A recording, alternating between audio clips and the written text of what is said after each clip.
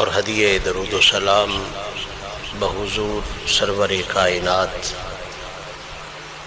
فخر موجودات شافع روز جزا محبوب رب اولا جناب محمد مصطفیٰ صلی اللہ تعالی علیہ وآلہ وصحبہ وسلم پیش کرنے کے بعد آج کی یہ تقریب جمعہ جو حسن اتفاق سے اس پاکیزہ اور عظیم دن کے انتہائی قریب آ گئی ہے کہ جس عظیم دن میں میرے آقا کریم علیہ الصلاۃ والتسلیم نے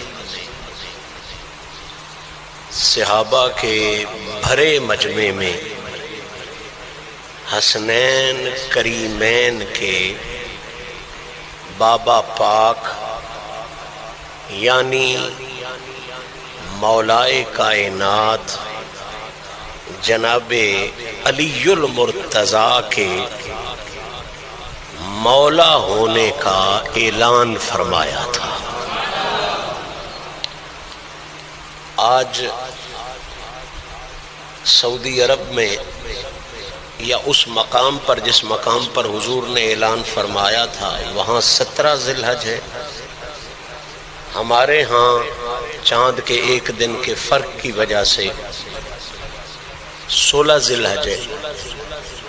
18 ذی الحج کو حج سے واپسی پر میرے آقا کریم علیہ الصلاۃ والتسلیم نے سیدہ طیبہ طاہرہ سیدہ کائنات سیدہ فاطمۃ الزہرا سلام اللہ علیہا کے شوہر نامدار پر مولا ہونے کی وہ پگ اور وہ دستار سجائی تھی کہ جس دستار کی مثل نہ پہلے کسی امت کے حصے میں آئی ہے نہ بعد میں کسی امت کے حصے میں آ سکتی۔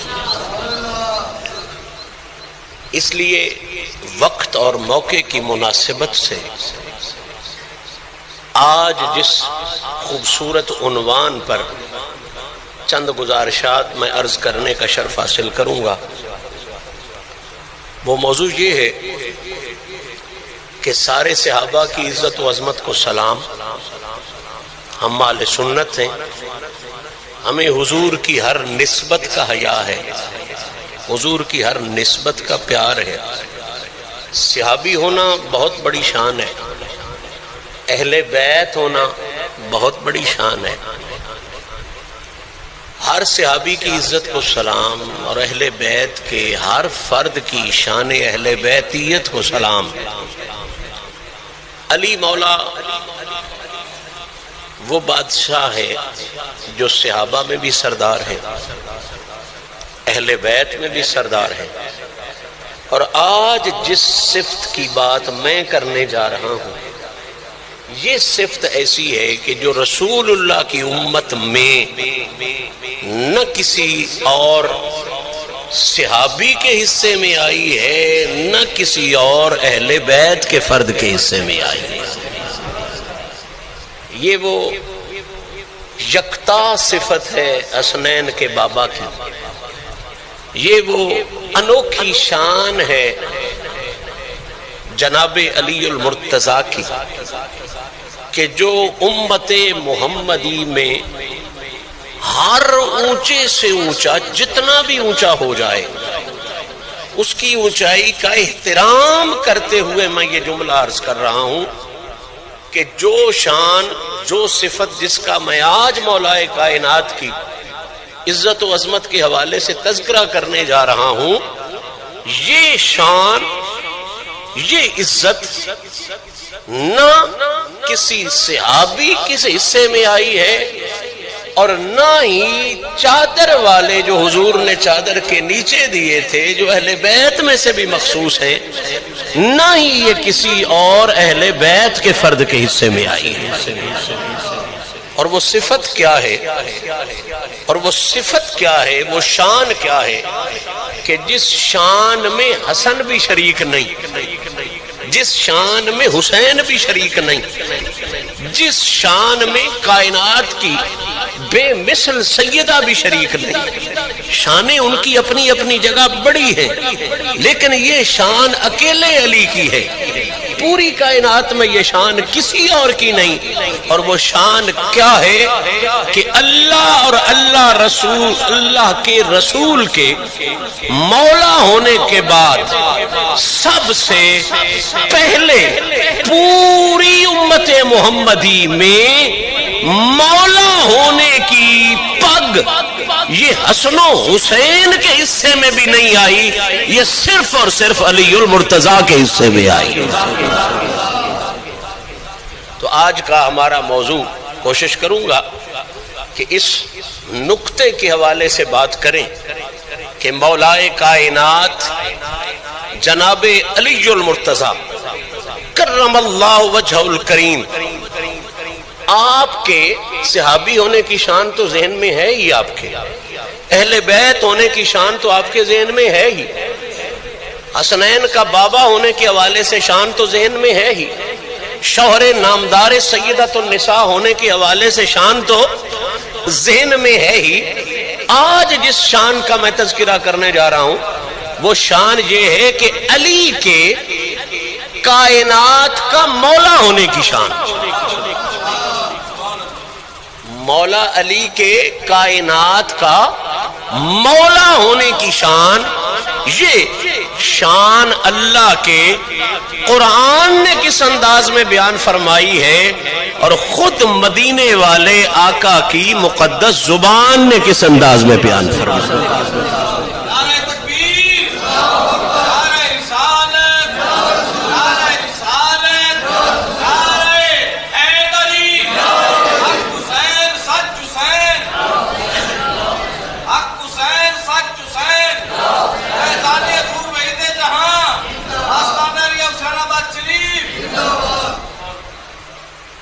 میں ذہن کو روک رہا ہوں، ہو سکتا ہے مجھے اس پر 2-3 نشستیں کرنی پڑیں، لیکن آپ کا ذہن تیار ہونا چاہیے۔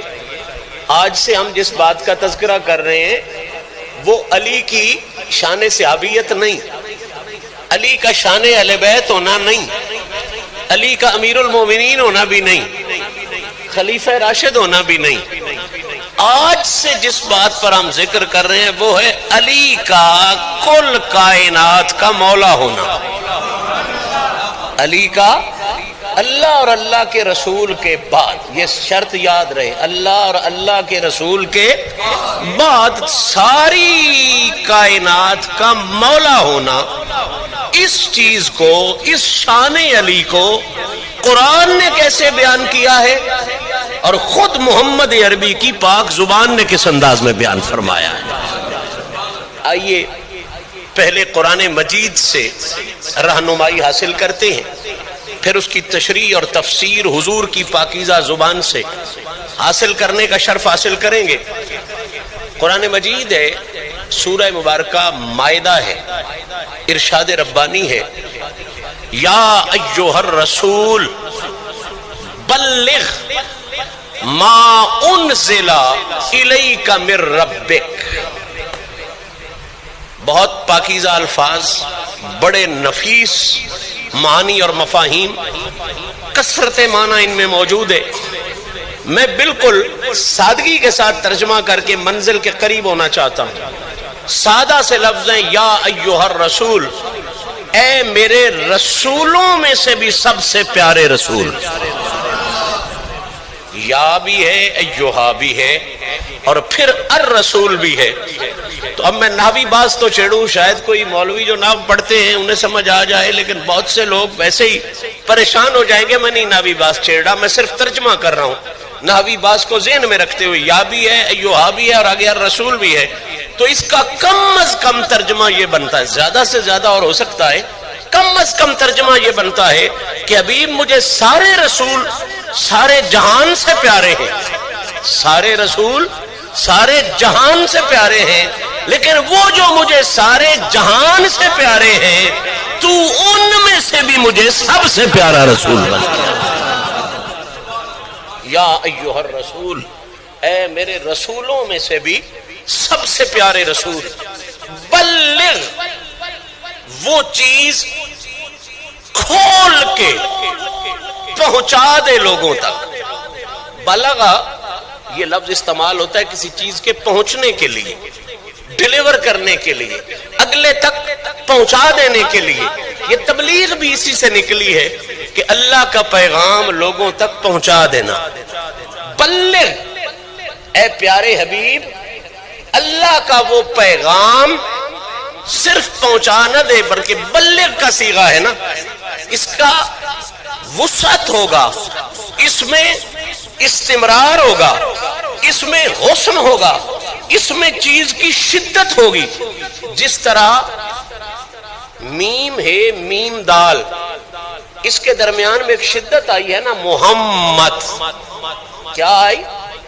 اس کا مطلب یہ نہیں ہے کہ صرف تعریف کیا ہوا، جب وہ شدت آ گئی تو اس کا معنی ہوگا بے حد تعریف کیا ہوا، بہت زیادہ تعریف کیا ہوا۔ یہاں بھی لفظ بلغ شدت کا معنی ہوگا، یعنی محبوب اسے عام انداز میں نہیں، اسے بڑے کمال کے انداز میں مخلوق خدا تک پہنچا دے، بڑی شدت سے پہنچا دے، بڑی حدت سے پہنچا دے، بڑی وسعت سے پہنچا دے، بڑا کھول کھول کے پہنچا دے۔ کیا پہنچا دے؟ ما انزل الیک من ربک، یہ بات اپنی امت تک، میری مخلوق تک بڑی کھول کے پہنچا دے جو تیری طرف نازل کی گئی۔ اب وہ بات کیا ہے؟ میں اپنے پلے سے بات کروں میں مجرم، کسی کچے بندے کی بات کروں میں مجرم، اگر حضور کے صحابہ کا فیصلہ پیش کروں، وہ جو ہر وقت حضور کے ساتھ ہوتے تھے، وہ جو قرآن حضور سے پڑھے تھے اور حضور سے سمجھے تھے، تو پھر شک نہیں ہونا چاہیے، شبہ نہیں ہونا چاہیے۔ سنیے اور دل کی تختی پہ لکھیے، تفسیر سالبی ہے، زید ابن ارقم، ابو ذر غفاری، اور عجیب حسن یہ ہے کہ اس میں یہ صرف دو چار بندے نہیں، بہت سے دیگر لوگ بھی ان کے ساتھ اتفاق کرتے ہیں کہ وہ جو خاص حکم تھا اللہ کی طرف سے کہ حبیب اسے بلغ، اسے زیادہ شدت سے پہنچا دے، زیادہ کھول کھول کے پہنچا دے، وہ حکم کیا تھا؟ فرمایا وہ حکم یہ تھا کہ حبیب ان لوگوں کو بتا دے جس طرح اللہ نے ساری مخلوق پر محبت مصطفیٰ کو فرض فرمایا ہے، اسی طرح اسی خدا نے ساری مخلوق پر محبت علی المرتضیٰ کو فرض فرمایا۔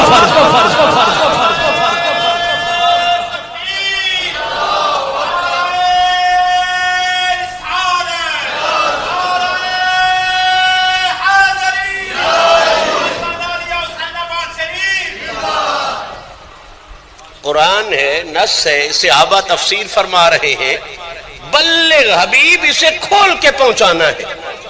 حبیب کی ساری باتیں ہی بڑی کھلی ہوئی ہیں، بڑی نفیس ہیں، لیکن یہاں بڑا خاص حکم ہے کہ حبیب اسے کھول کھول کے پہنچانا ہے، بڑی شدت کے ساتھ۔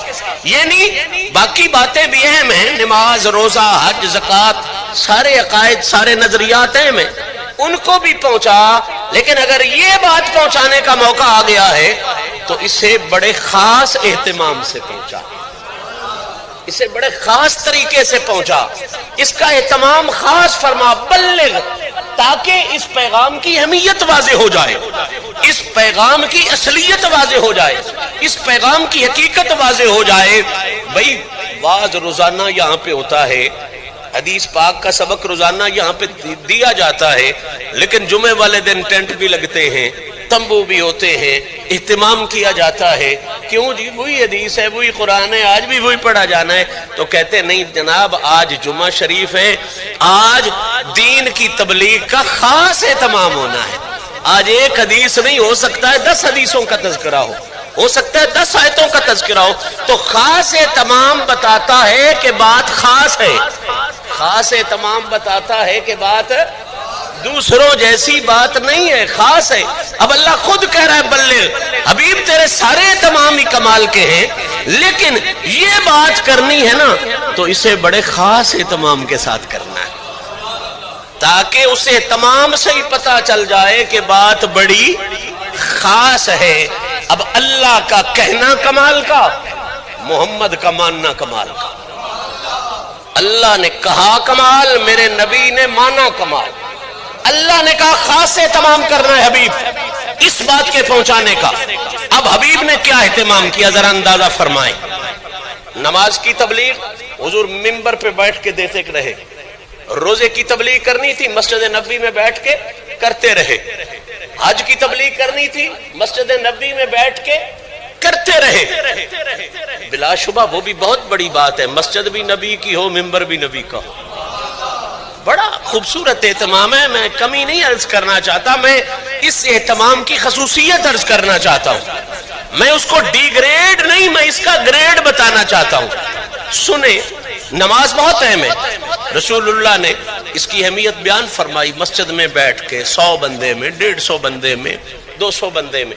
روزہ بہت اہم ہے، رسول اللہ نے اس کی اہمیت بیان فرمائی۔ اسی طرح مسجد میں بیٹھ کے، کسی بازار میں کھڑے ہو کے، کسی ٹیلے پہ کھڑے ہو کے، مسجد میں، منبر پہ 200 بندے میں، 400 بندے میں، جتنے بھی اہتمامات ہیں بڑے سے بڑے دین کی تبلیغ کے، میرے نبی نے یہی اہتمام فرمایا۔ منبر رسول کا ہوتا، زبان رسول کی ہوتی، مسجد رسول کی ہوتی، محفل رسول کی ہوتی، 2 بندے، 10 بندے، 20 بندے، 1000 بندہ، اتنے لوگ ہوتے، حضور اس تبلیغ کا اہتمام فرما دیتے۔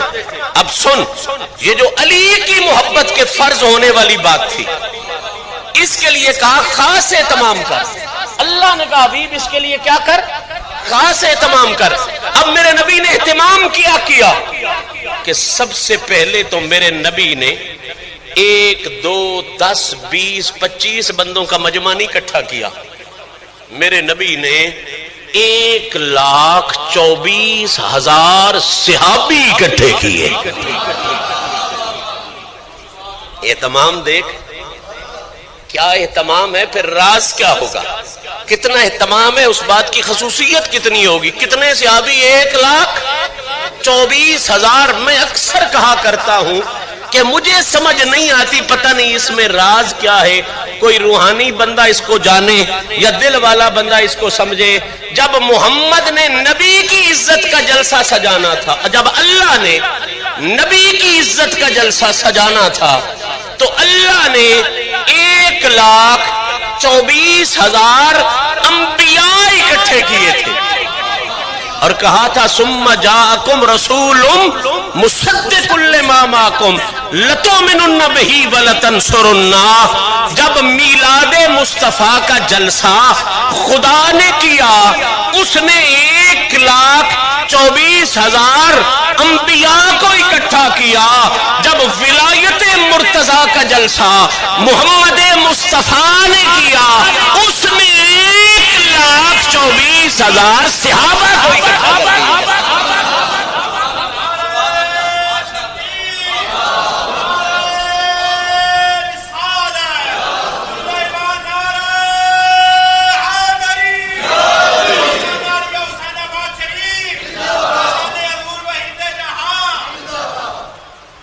میرے نبی نے خاص اہتمام کیا 1,24,000 صحابہ اکٹھے کیے۔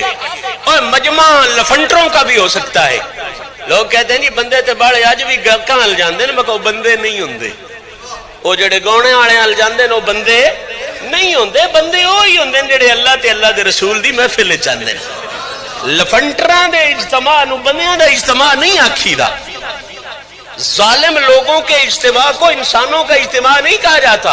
1,24,000 لفنٹروں کا اکٹھا ہونا اور ہے، اور 1,24,000 صحابہ کا اکٹھا ہونا۔ جانتے ہو صحابی کسے کہتے ہیں؟ مجھے اور کچھ بھی نہ کہنا، اتنا ضرور کہوں گا کہ مٹی جیسی چیز خوشبو کے پاس وقت گزارے تو مٹی سے خوشبو آتی ہے۔ صحابہ انہیں کہتے ہیں جنہوں نے محمد کے پاس وقت گزارا ہو۔ اس سے زیادہ ضرورت نہیں ہے، نہ ہی کوئی حاجت ہے۔ مٹی اگر خوشبو کے ساتھ، پھول کے ساتھ وقت گزارے تو اس میں سے خوشبو آتی ہے، تو جو بندے محمد کے ساتھ وقت گزارتے رہے ان کی عزت کیا ہوگی، ان کی عظمت کیا ہوگی، ان کی شان کیا ہوگی، کیا اہتمام میرا نبی کر رہا ہے۔ پہلے تو مجمع بہت بڑا، اور پھر بد نصیبوں کا مجمع نہیں، محمد کے حبیبوں کا مجمع، عام مجمع نہیں، معمولی مجمع نہیں، اس لیول کے لوگوں کا مجمع جن کے لیے رب کہتا ہے وعد اللہ الحسنہ، ان کے لیے حسنہ کا وعدہ کر رکھا ہے۔ اتنے اونچے لوگ، اتنے نفیس لوگ، اتنے اعلیٰ لوگ، 1,24,000 کا مجمع، کن کا؟ صحابہ کا۔ صحابی ہونا پہلے ہی بہت بڑی شان ہے، لیکن اگلا جملہ اگر سنیں، رسول نے صرف صحابی بھی نہیں اکٹھے کیے، صحابہ کو اکٹھے کر کے پہلے حاجی بنایا۔ ہائے ہائے ہائے، اللہ جانے یہ سمجھ آ جائے آپ کو بات۔ 1,24,000 صحابی اکٹھا کیا اور سیدھا صحابہ کو خطاب نہیں کر دیا، اہتمام دیکھیں، بلغ کا حق سمجھے۔ اللہ نے کہا خاص کرنا ہے، محمد نے ایسا خاص کیا کہ جہان میں پھر کوئی بات ایسی خاص ہو ہی نہیں سکتی۔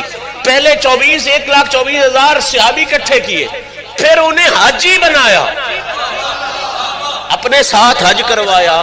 ہمارا یقین ہے عبد الرحمن سدیس کے ساتھ بھی حج پڑھیں، عرفات میں اس وقت پہنچ جائیں تو پچھلے گناہ معاف ہو جاتے ہیں۔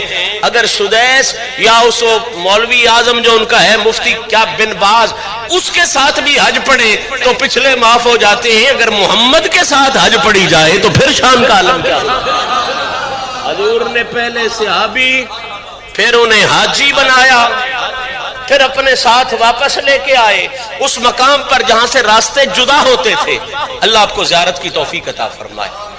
جس مقام پر راستے یمن والوں کے علیحدہ، شام والوں کے علیحدہ، مدینے والوں کے علیحدہ ہوتے ہیں نا، اسی مقام کا نام ہے غدیر خم۔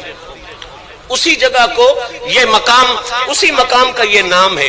جب وہاں سارے اکٹھے ہونا، جہاں سے سب نے جدا ہونا تھا، حج کا پیغام لے کے کائنات تک پہنچانا تھا، وہاں میرے نبی نے کہا اب تیاری کرو، نماز پڑھے۔ پہلے مجمع بڑھا، پھر صحابی، پھر حاجی۔ اب یہ بات تو مجھے سمجھانے کی ضرورت کوئی نہیں کہ نماز پڑھانے کے لیے پہلے وضو کیا جاتا ہے۔ پلیت بندہ نماز پڑھ سکتا؟ ناپاک نماز پڑھ سکتا؟ تو پہلے محمد نے وضو کروائے، سارے صحابہ، سارے حاجی، پھر وضو۔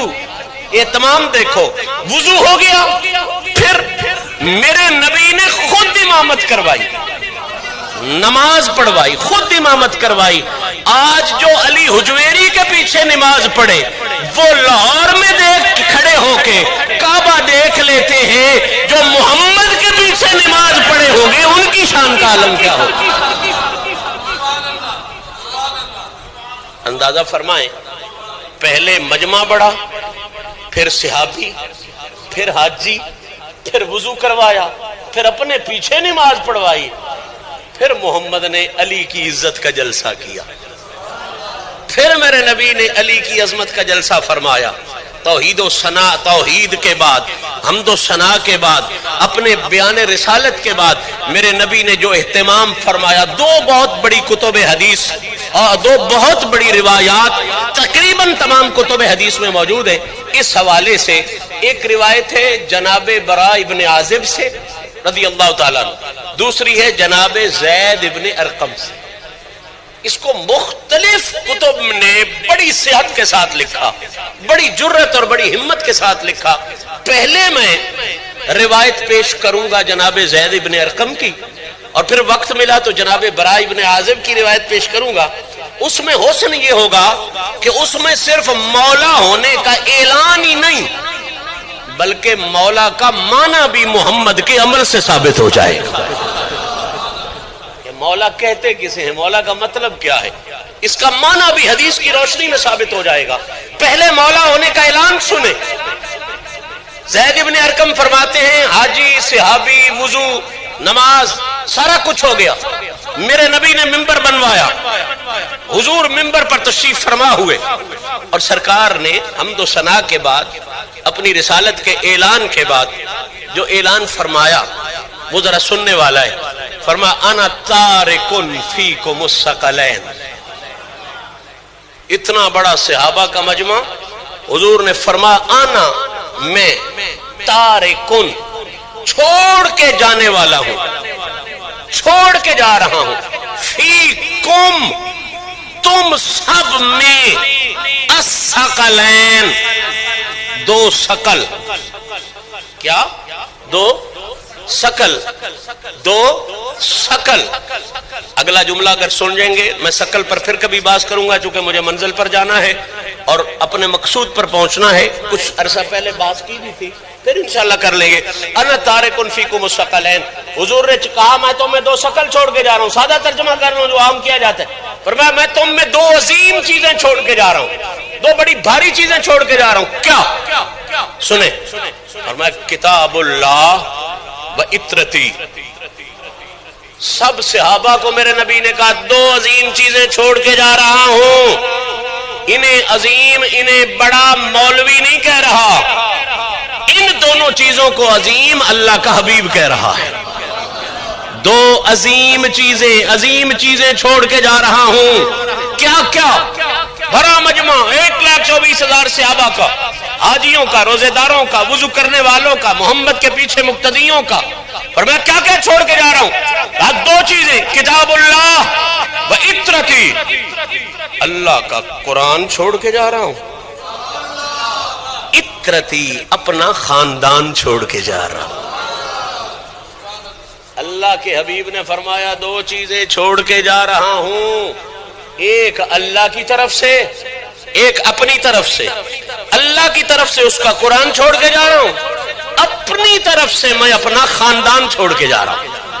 اور اگلا جملہ اگر میرا تو ہوتا تو شاید مولوی سارے مجھ پہ فتویٰ لگا دیتے، لیکن اب حدیث ہے، اب کسی کی جرت نہیں ہے، اس لیے فتویٰ نہیں لگ سکتا۔ حضور نے فرمایا احدہما اعظم من الآخر، وہ جو دو چیزیں میں چھوڑ کے جا رہا ہوں ان کی شان یہ ہے کہ ان میں سے ایک دوسری سے بڑھ کر ہے،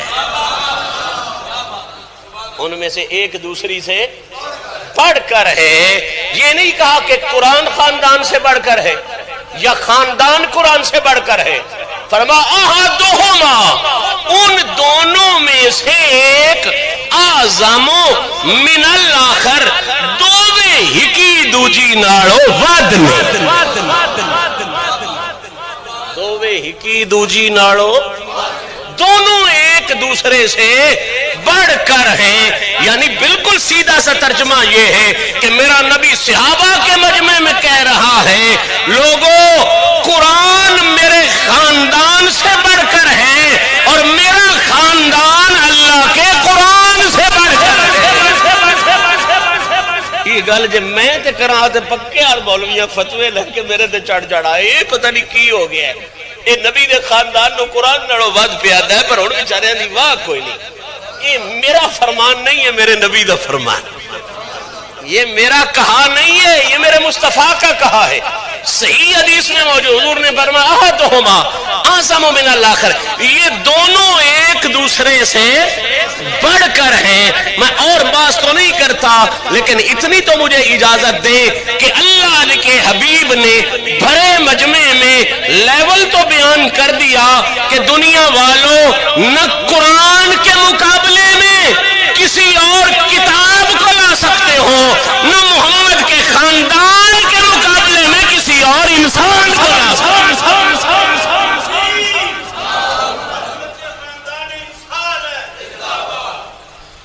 قبلہ سارے مسائل اس وجہ سے بنے ہوئے ہیں، آج کل جتنے اختلافات ہیں وہ اس وجہ سے بنے ہوئے ہیں۔ اگر یہ بات سمجھ لی جائے کہ محمد کے خاندان کی ڈگری اور ہے اور کائنات کے ہر انسان کی ڈگری، تو کوئی جھگڑا نہیں رہتا، کوئی اختلاف نہیں رہتا، کوئی مسئلہ نہیں رہتا۔ پرابلم صرف اور صرف یہ ہے کہ ان کی ڈگری کو نہیں سمجھا جا رہا۔ اللہ کے رسول نے کلیئر کر دیا کہ مقابلے پر اگر آ سکتے ہیں تو قرآن کے مقابلے پہ خاندان ہے، خاندان کے مقابلے پہ قرآن ہے۔ ان کے علاوہ جو کوئی قرآن کے مقابلے میں آئے وہ بھی باطل ہے، جو محمد کے خاندان کے مقابلے میں آئے وہ بھی باطل۔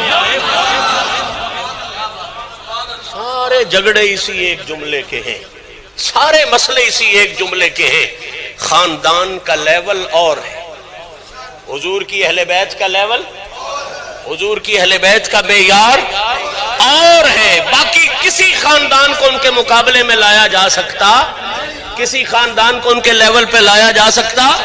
انشاءاللہ محرم الحرام شریف آ رہا ہے اور اس میں بحث کروں گا کہ خاندان رسول کی عزت کیا ہے، خاندان رسول کی عظمت کیا ہے، اور رسول اللہ نے خود کیا بیان کی ہے، یہ کس لیول کے لوگ ہیں۔ آج صرف اتنا ہی سبق یاد رکھ لیں، حضور نے فرمایا دو چیزیں چھوڑ کے جا رہا ہوں، ایک اپنا قرآن، ایک اللہ کا قرآن، ایک اپنا خاندان، اور ہوگا کیا؟ فرمایا ما ان تمسکتم بہما لن تضلوا۔ او میرے صحابہ خود بھی سن لو، قیامت تک آنے والے لوگوں تک بھی پہنچا دو کہ جب تک کسی کا تعلق ان دونوں سے رہے گا، قرآن سے بھی، محمد کے قرآن سے بھی اور محمد کے دونوں سے جس کا تعلق رہے گا، نہ قرآن کو چھوڑے گا نہ نبی کے خاندان کو چھوڑے گا۔ حضور فرماتے ہیں جس کا تعلق قرآن سے بھی ہو، محمد کے خاندان سے بھی ہو، سمجھ لینا میں محمد گارنٹی دے رہا ہوں ساری کائنات گمراہ ہوتی ہے تو ہو جائے، جس کے ہاتھوں میں قرآن اور محمد کے خاندان کا دامن ہوگا، محمد گارنٹی دے رہے ہیں کائنات گمراہ ہو تو ہو، اس بندے کی ذات کبھی گمراہ نہیں۔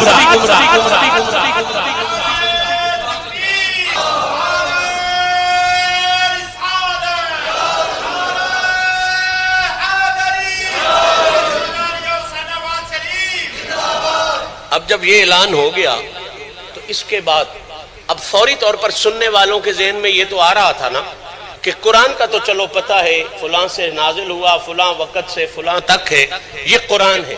اب حضور کے خاندان میں تو بہت سارے لوگ ہیں، دادکے بھی، نانکے بھی، چچیر بھی، مسیر بھی، قریش ہے، حضور کا بہت بڑا قبیلہ ہے، تو خاندان سے پھر سارے مراد ہوں گے؟ اتنا بڑا خاندان ہے تو کیا سارا خاندان مراد ہوگا؟ تو اب سوال تو پیدا ہوتا ہے نا کہ چلو قرآن کا تو پتہ ہے، قرآن سے تعلق رکھیں گے، اب وہ خاندان کون سا ہے کہ جس سے تعلق رکھیں گے تو گمراہ نہیں ہوں گے؟ تو حضور نے اس ذہن میں پیدا ہونے والے سوال کا جواب بھی پہلے واضح فرما دیا، سرکار نے کرم فرما دیا اور اس خاندان کا نشان بیان فرما دیا، اس خاندان کی علامت بیان فرما دی، اس خاندان کی پہچان۔ قرآن تو واضح تھا جی، یہ قرآن ہے 30 پارے جی، آیت تھے، تو ان سے تعلق رکھنا، اب کس خاندان سے تعلق رکھنا ہے؟ توجہ کرنا ہے اس جملے پر۔ رسول کے خاندان میں دادکے بھی ہیں، نانکے بھی ہیں، سسرال بھی ہیں، داماد بھی ہیں، سارے بہت سے رشتہ دار ہیں، پتریر بھی، مسیر بھی، تو وہ کون سا حصہ خاندان کا ہے کہ جس کے ساتھ تعلق رکھنے سے بندہ گمراہی سے بچتا ہے؟ اب لوگوں کے ذہن میں یہ سوال آیا ہی تھا کہ میرے نبی نے اسی منبر پر علی کو چڑھایا اور علی کے ہاتھ کو خود بلند فرمایا، اب خاندان کی پہچان کروا رہا ہے میرا مصطفیٰ کہ جس سے تعلق رکھو گے تو گمراہ نہیں ہوگے۔ علی کو بلایا، پھر علی کے ہاتھ کو خدا کے رسول نے بلند کیا۔ مجھے ان بغیرتوں کی بغیرتی کی سمجھ نہیں آتی، کہتے ہیں جی فلاں کی گڈی رسول نے چڑھائی ہے، فلاں کی عزت رسول نے بڑھائی ہے، اور 1400 سال بعد رسول جس کی عزت میں اضافہ کرے اس میں کمی نہیں ہوتی، جس کا ہاتھ پکڑ کے محمد بلند کرے اس کی عزت میں کمی کیسے ہوتی؟ میرے نبی نے علی کا ہاتھ بلند کیا اور 3 فکرے بولے، بڑے دھیان سے سننے والے ہیں۔ فرمایا ان اللہ مولانا، اور ایک جگہ ان اللہ مولایا، لوگو اللہ میرا مولا ہے، اللہ بول لیجئے، اللہ میرے نبی کا فرمان ہے، ترجمہ سارے مل کے کر لیتے، ان اللہ مولایا، اللہ میرا مولا ہے، وَأَنَا مَوْلَا كُلِّ مُؤْمِنٍ، اللہ میرا مولا ہے اور میں مومنوں کا مولا ہوں۔ اب یہاں تک بات نہیں رہنے دی، اگلا لفظ دھیان سے فرمایا من کنتو مولا ہو فہذا علی مولا ہو، میں مومنوں کا مولا ہوں اور میرے مولا ماننے کی پہچان یہ ہے کہ میں اسی کا مولا بنتا ہوں جو میرے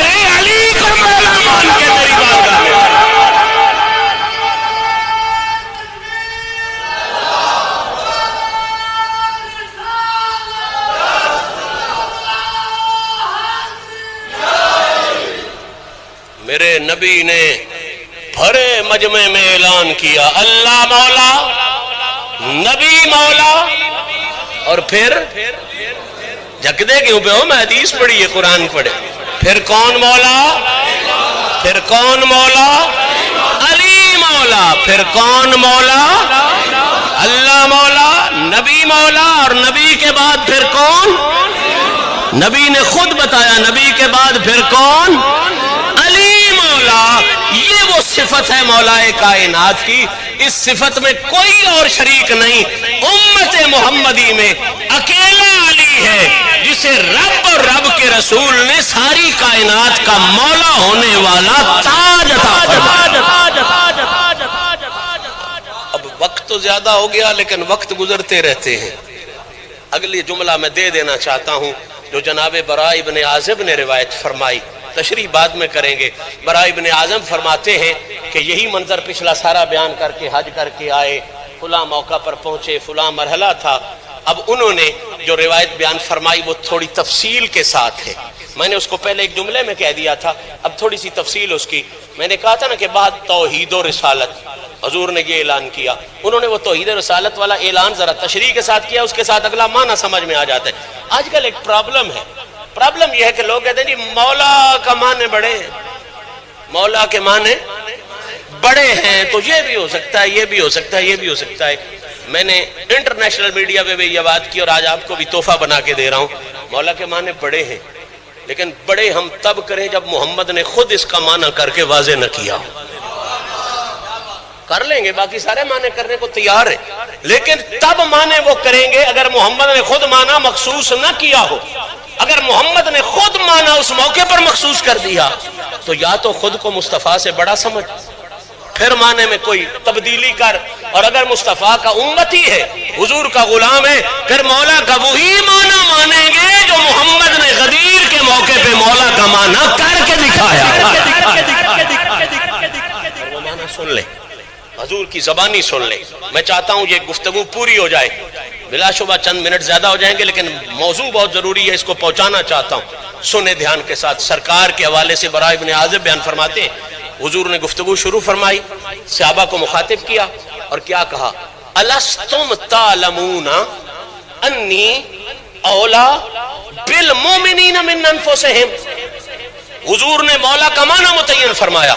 فرمایا میرے صحابہ کیا تم نہیں جانتے ہو کہ میں مومنوں کو، توجہ ہے بات بڑی نفیس ہے، اس کو ضائع نہیں کرنا. الستم تعلمون، کیا تم نہیں جانتے، نہیں مانتے، انی کہ میں، اولا بالمؤمنین من انفسہم کہ میں مومنوں کو ان کی جانوں سے بھی زیادہ اولا ہوں. میں سمجھا کے جاؤں گا، ایسے نہیں جاؤں گا. مومنوں کو ان کی جانوں سے بھی زیادہ، لفظ کیا ہے؟ اولا. لفظ کیا ہے؟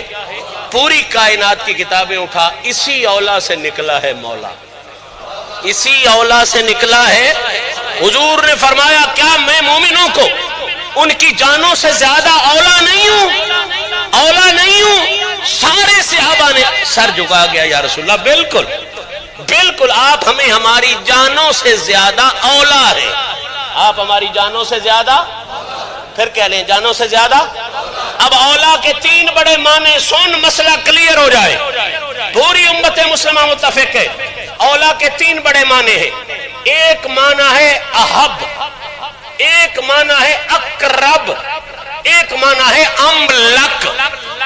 احب کا معنی ہے کہ کیا میں مومنوں کو ان کی جانوں سے بھی زیادہ پیارا نہیں ہوں؟ احب محبت سے نکلا. ہر بندے کو سب سے زیادہ جان پیاری ہے، اور مومن وہ ہے جسے جان سے زیادہ محمد کی شان پیاری ہے. قرآن کی نص ہے. حضور نے فرمایا کیا میں مومنوں کو ان کی جانوں سے زیادہ قریب نہیں ہوں؟ اسی ہو بھی آجا کیا نہیں یا رسول اللہ تے صحابہ سن انہاں تے جانا نبی دے نا تے قربان کی تھی ہوئی انہاں سر جھکا گیا کہ یا رسول اللہ بالکل آپ مومنوں کو ان کی جانوں سے زیادہ قریب ہیں. کی بڑے استاد یہ تیرا ساؤنڈ واپی تے نہیں گل ڈی رہی ہے.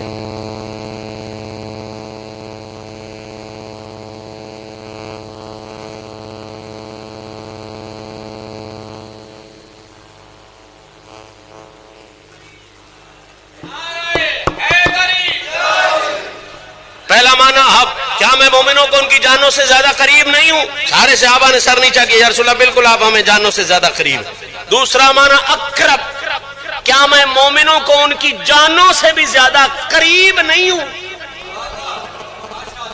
جانوں سے بھی زیادہ قریب نہیں، بندے سارے تو نیڑے جان ہوندی ہے تے مومن نو جان نیڑے نہیں ہوندی، محمد نیڑے ہوندا ہے۔ اس سے وجہ تو کوئی فیصلہ بات تو بہ کے بھی اوڑی جہا بھی پڑھ لیندا ہے، الصلاۃ والسلام علیکا، محمد دور ہوئے تو کیوں یا رسول اللہ پڑھیے؟ یا رسول اللہ پڑھن دا مطلب یہ حضور ساڈے جاننا تو بھی نیڑے نے، جاننا تو بھی زیادہ قریب نے۔ آخری بندے تک توجہ، پوری ذمہ داری کے ساتھ یہ مسئلہ، آپ توجہ میری طرف کریں، یہ اس کا کام ہے، کرے نہ کرے، آواز جانی چاہیے، پیغام جانا چاہیے۔ آخری بندے تک، کیا میں مومنوں کو ان کی جانوں سے زیادہ پیارا نہیں ہوں؟ صحابہ نے عرض کی یا رسول اللہ بالکل پیارے۔ کیا میں مومنوں کو ان کی جانوں سے زیادہ قریب نہیں ہوں؟ یا رسول اللہ بالکل قریب ہے۔ تیسرا معنی عملہ، کیا میں مومنوں کا ان کی جانوں کا ان سے بھی زیادہ مالک نہیں ہوں؟ یعنی مومن اپنی جان کا خود اتنا مالک نہیں جتنا اس کی جان کا محمد مالک ہے۔ اب حضور نے کہا اولا بالمومنین، کیا میں مومنوں کو احب املک اقرب نہیں ہوں؟ سارے صحابہ نے سر نیچا کیا، رسول اللہ بالکل، احب بھی آپ، یعنی سارے جہان سے پیارے بھی، ہمیں اپنی جانوں کے قریب بھی آپ، ہماری جانوں کے مالک بھی آپ۔ یہ وعدہ کرا کے اب جو میرے نبی نے مانا کر دیا مولا کا وہ کلیئر ہو گیا۔ یہ وعدہ کرا کے جب انہوں نے سر نیچا کیا کہ یا رسول اللہ آپ احب بھی ہیں، املک بھی ہیں، اقرب بھی ہیں، یعنی جان سے زیادہ پیارے بھی ہیں، جان سے زیادہ قریب بھی ہیں، جان سے زیادہ ہماری جانوں کے مالک بھی ہیں، اس وقت میرے نبی نے حالی کا ہاتھ اٹھایا۔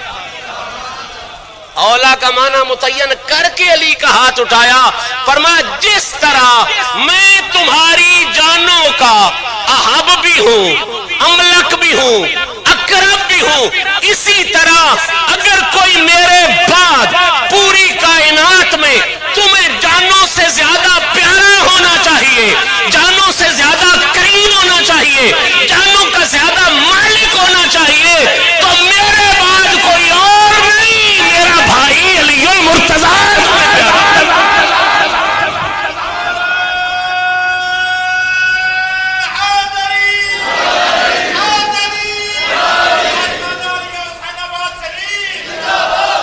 یہ ہے وہ معنی مولا کا جو میرے نبی نے متعین فرمایا کہ محمد کے بعد علی مولا ہے۔ اس کا مطلب یہ ہے کہ جس طرح نبی ہماری جانوں کو سب سے زیادہ پیارا ہے، اس طرح نبی کے بعد علی ہماری جانوں کو سب سے زیادہ پیارا ہے۔ جس طرح نبی ہر مومن کی جان کو سب سے زیادہ قریب ہے، اسی طرح نبی کے بعد علی ہر مومن کے لیے جان سے زیادہ قریب ہے۔ جس طرح مومن کی جان کا نبی مالک ہے، اسی طرح نبی کے بعد مومن کی جان کا علی مالک ہے۔ یہ ہے وہ اعلان جس کے لیے میرے نبی نے یہ اہتمام فرمایا۔ اللہ کریم میری اور آپ کی حاضری کو شرف قبولیت عطا فرمائے۔ آخری جملہ ضرور کہنا چاہوں گا، کوئی کہے گا کہ جناب اس بات کا، علی سے اتنی محبت کا، علی کو مولا ماننے کا یہاں ہی کوئی فائدہ ہوگا نا، بس یہاں ہی کوئی ضرورت ہوگی نا قبلہ، یہاں بھی اس کی بڑی ضرورت ہے، اس لیے کہ اس کے بغیر محمد اپنا مولا ہونا قبول ہی نہیں کرے۔ جب نبی قبول نہ کرے تو خدا قبول کیسے کرے گا؟ اگلے جہان بھی اس کی بڑی خاص اہمیت ہے، اور یہ بات ذہن نشین فرما لے۔ مسند امام احمد ابن حنبل میں یہ بات موجود ہے، جب سوال جواب ہو جائیں گے نا محشر والے دن، سارے نمازاں، روزیاں، حجاں، زکاتاں دے سارے سوال ہو جان گے، تے جنتی جنت ٹر جان گے، تے جس میں سفر شروع کرن گے، یہ اگلی آیت جس میں بطور مضمون پڑھیا وقفوہم انہم مسئولون، پھر حکم ہوگا اللہ کی طرف سے، ہاں بھئی حساب کتاب ہو گیا یا اللہ ہو گیا، منزل متعین ہوگی، فرمایا نہیں ابھی نہیں، وقفوہم، انہیں روک لو، منزل ابھی متعین نہیں ہوئی، انہیں روک لو، انہم مسئولون، ابھی ان سے خاص سوال ہونا باقی ہے، ابھی خاص سوال ہونا باقی ہے، جس پہ فیصلے ہونے ہیں وہ سوال ابھی باقی ہے۔ انہم مسئولون، ابھی خاص سوال ہونا باقی ہے. وہ جو بڑے موج کے ساتھ جا رہے ہوں گے ہماری نمازیں بہت سی ہیں, روزے بہت سے ہیں, ابھی خاص سوال کا بات آئے گا کانپنے لگ جائیں گے.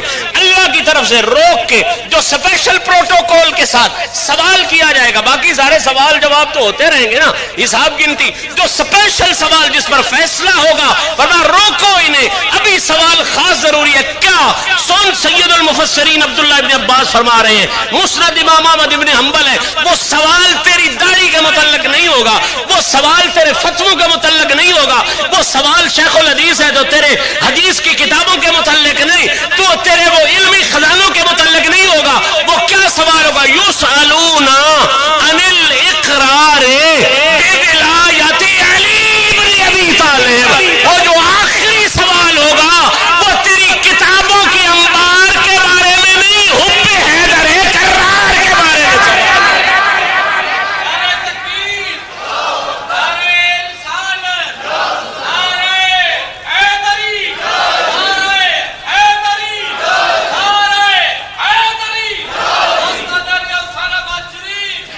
تو قبلہ فیصلہ تو پھر اسی سوال پہ ہوگا. جو اس سوال میں پاس ہوگا وہ جنت کا ٹکٹ پکڑے اور چلا جائے, اور جو اس سوال میں پاس نہیں ہوگا واپس آ جائے گا. اسی لیے تو کہتے ہیں آج لے ان کی پناہ, آج مدد مانگ ان سے, کل نہ مانیں گے قیامت میں. اگر مان گیا قیامت میں جا کے علی اور نبی کو تو سب نے ماننا ہے, ادھر مان تو کام چلے گا. بلغ ما انزل الیک من ربک, یہ جہان بھی اسی ذریعے اچھا ہوگا, محشر کا میدان بھی اسی ذریعے اچھا ہوگا. اسی لیے محبت والوں نے, پیغار والوں نے آپ کو یہی راستہ بتایا ہے. ولایت, فقر, تصوف, روحانیت کی ساری معراجیں اسی راستے سے ملتی ہیں. اللہ کریم ہمیں اس اعلان جو میرے نبی نے اتنے اہتمام سے کیا, اس اعلان کی قدر کرنے کی توفیق عطا فرمائے. ہمیں بلا شبہ علی پاک کی ویسی محبت عطا فرمائے جو محبت بندہ ماں باپ سے نہیں, جو محبت بندہ مولا سے کرتا ہے. یعنی سب سے بڑھ کر محبت, نبی کے بعد سب سے بڑھ کر محبت, وہ مولا علی سے محبت کرنے کی توفیق عطا فرمائے. اور میں آخری جملہ کہوں تاکہ کلیئر ہو جائے میرا نظریہ اور عقیدہ. جب نبی نے کہا کہ میرے بعد سب سے زیادہ محبت, سب سے زیادہ قرب, سب سے زیادہ ملکیت کا حق علی کو حاصل ہے, تو جس نے سب سے پہلے اس کے آگے سر جھکا کے علی کو جا کے مبارکباد دی تھی, وہ تیرے دور کا ملا نہیں تھا, اس کا نام امیر المومنین ابو بکر صدیق اور امیر المومنین عمر فاروق تھا. انہوں نے جا کے مبارک دی تھی, علی تجھے لاکھوں سلام ہو, آج کے بعد ہم نبی کے بعد سب سے زیادہ پیار تجھی سے کریں گے, سب سے زیادہ قریب تجھے سمجھیں گے, سب سے زیادہ ملکیت کا حق تجھے دیں گے. یہ رنگ صحابہ ہے, یہ سب کے صحابہ ہے, یہ پیغام صحابہ ہے. اللہ کریم ہمیں ان سب نسبتوں کے حیا کی توفیق عطا فرمائے. معذرت خواہ ہوں, ایک دفعہ گفتگو پھر لمبی ہو گئی, لیکن بات ایسی تھی اس کو آدھے میں چھوڑا نہیں جا سکتا تھا. اللہ کریم ہم سب کی حاضری کو قبول فرمائے.